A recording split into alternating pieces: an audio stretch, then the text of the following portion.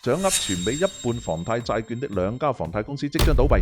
如果出現呢種情況，公司破產、員工失業，仲有無數股民資產幾乎清零，如果你係財政部長，你會點做？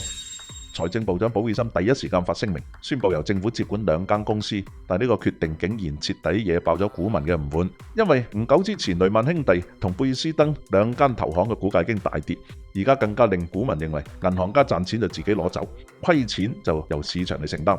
雷曼兄弟嘅 CEO 亦都打電話俾美國銀行，希望佢哋收購自己。美國銀行話可以收購，但佢哋手上嘅800億壞帳要由政府保證。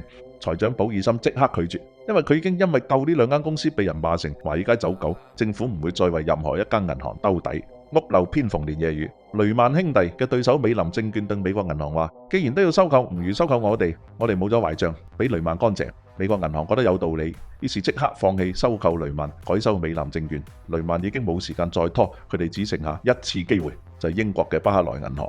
巴克萊願意收購，但佢哋唔想收嗰批垃圾貸款。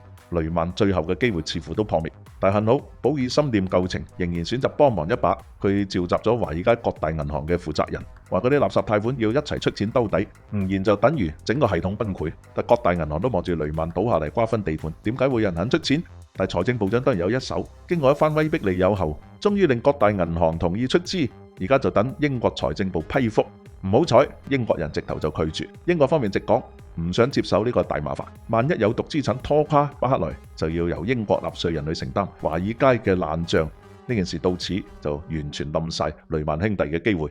2008年9月15日，雷曼兄弟正式宣布破產，當日股市創下單日最大跌幅紀錄。雷曼兄弟嘅倒下就好似一針毒藥，各大銀行怕資產收唔返嚟，唔再互相借錢，整個金融市場嘅血液唔再流通。